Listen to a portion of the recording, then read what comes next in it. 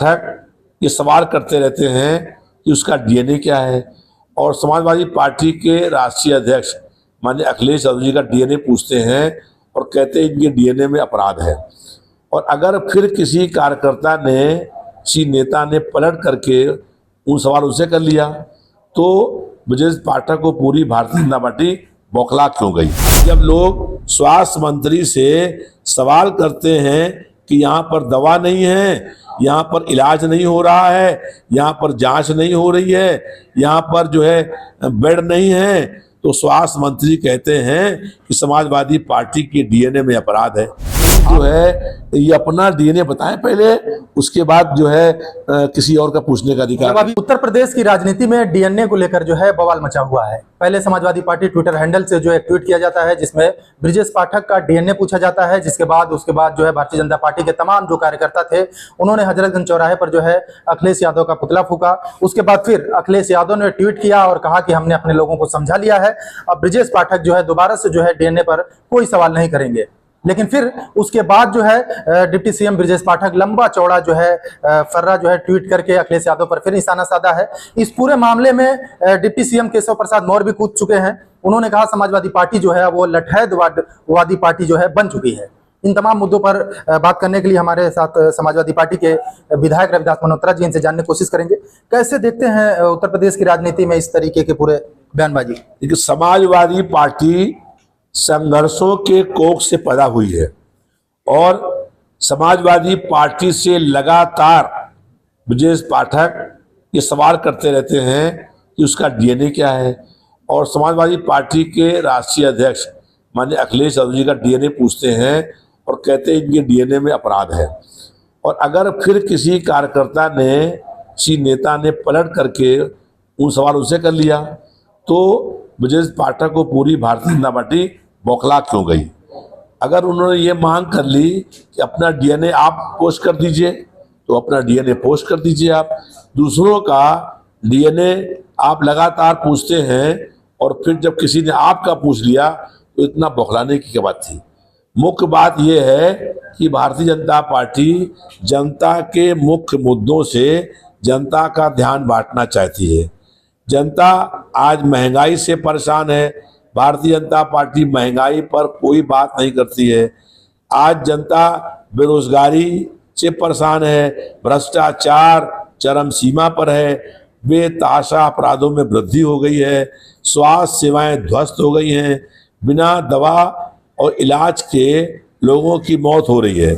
अब जब लोग स्वास्थ्य मंत्री से सवाल करते हैं कि यहाँ पर दवा नहीं है, यहाँ पर इलाज नहीं हो रहा है, यहाँ पर जांच नहीं हो रही है, यहाँ पर जो है बेड नहीं है, तो स्वास्थ्य मंत्री कहते हैं कि समाजवादी पार्टी के डीएनए में अपराध है।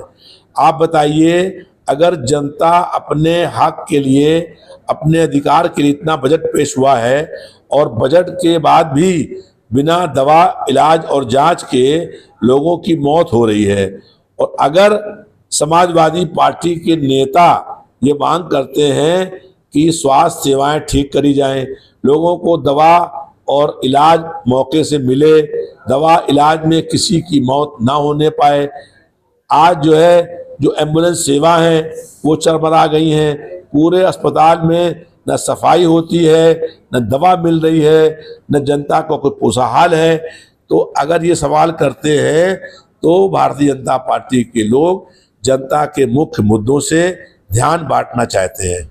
और स्वास्थ्य मंत्री बहुत लंबा जो ट्विटर पर लिख रहे हैं, जरा स्वास्थ्य सेवाओं के बारे में लिख दीजिए।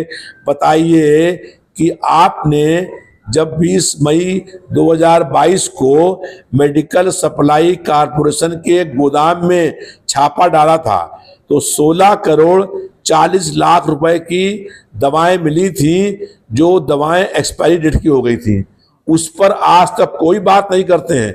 हमने कई बार ये मांग करी कि जो 16 करोड़ 40 लाख की दवाएं एक्सपायरी हो गई थी उसमें कौन दोषी है, और किसी एक के खिलाफ भी स्वास्थ्य मंत्री ने, सरकार ने कोई कार्रवाई नहीं करी, जबकि खुद स्वास्थ्य मंत्री ने छापा डाल करके ये बात पकड़ी थी।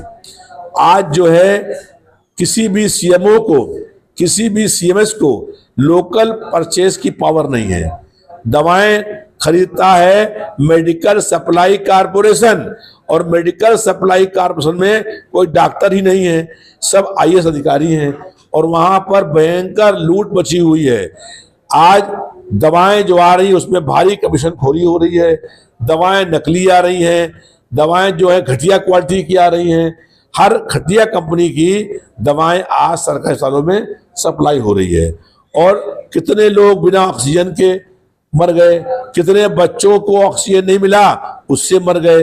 इस पर कोई स्वास्थ्य मंत्री बात नहीं करते हैं।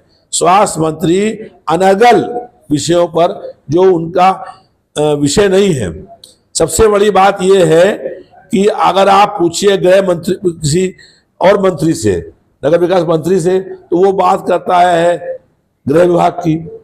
आप बात करिए किसी कृषि मंत्री से, वो बात करता है स्वास्थ्य विभाग की, और बात स्वास्थ्य मंत्री से करिए तो वो बात करता है गृह विभाग की। मतलब अपने मुद्दे से भटकाने के लिए इस तरह से अपने जिस विभाग के मंत्री हैं उस पर कभी कोई प्रेस कॉन्फ्रेंस करी आज तक? उस पर कभी कोई ट्विटर दिया है? 3 साल बीत गए हैं, स्वास्थ्य मंत्री ने बताया कि किस ट्विटर पर जनता की स्वास्थ्य सेवाओं के बारे में लिखा है और उसके बारे में क्या बोले हैं। आज जनता को मुख्य मुद्दों से भटकाने का प्रयास हो रहा है, और भारतीय जनता पार्टी की सरकार विपक्षी नेताओं पर जुल्म, अत्याचार और अन्याय करके जनता की आवाज दबाना चाहती है। हम लोग भारतीय जनता पार्टी की किसी भी जुल्म, अन्याय और तानाशाही से डरने वाले नहीं हैं। हम भारतीय जनता पार्टी के हर जुल्म का मुकाबला करने के लिए तैयार हैं। डीएनए वाला जो मामला था वो ब्रजेश पाठक और अखिलेश यादव के बीच ट्विटर वार चल ही रहा था, तब इसमें जो है अब डिप्टी सीएम केशव प्रसाद मौर्य भी कूद चुके हैं। उन्होंने कहा समाजवादी पार्टी जो है लठैतवादी पार्टी बन चुकी है। देखिए, हम लोग संघर्ष करते हैं, और संघर्ष करके प्रदर्शन करके लाठियां खाने का काम करते हैं। हम लोग जो हैं, इमरजेंसी लगी थी आज से 50 साल पहले, और 50 साल पहले 20 महीने लगातार जेल के अंदर बंद रहे थे। उस समय डिप्टी सीएम जो हैं वो पता नहीं दूध शीशी दूध पीते होंगे, तब से हम लोग संघर्ष करने का काम आप तो ब्रजेश पाठक को बहुत पहले से जानते हैं, जो डिप्टी सीएम है। जो डीएनए को लेकर संग्राम मचा हुआ है, पहले वो उनका बयान आता था कि अखिलेश यादव को लेकर कि समाजवादी पार्टी के डीएनए में आतंकवाद है, गुंडागर्दी है। अब समाजवादी पार्टी के जो ट्विटर हैंडल से सोशल मीडिया से ये पूछा गया, तो इतना बवाल आखिर क्यों मच रहा है? जब अखिलेश यादव ने भी ये कह दिया है कि अब भाई हम अपने लोगों को समझा लिए, अब आप भी समझ जाइए, अब इस तरह की कोई बयानबाजी न हो, फिर भी बयानबाजी हो रही है। देखिए, अखिलेश यादव जी ने, जिस कार्यकर्ता ने ये आईटी सेल के उस पर लिखा था, उसको समझाया, डांटा भी कि ये तुम वो कुछ भी लिखें, तुम मत लिखो हैं। और उसके बाद हम लोगों की तरफ से सब मामला शांत हो गया। उसके बावजूद भी भारतीय जनता पार्टी की सरकार जो है कि दूसरे डिप्टी सीएम और लोग जो हैं वो अनर्गल बातें करने का काम कर रहे हैं।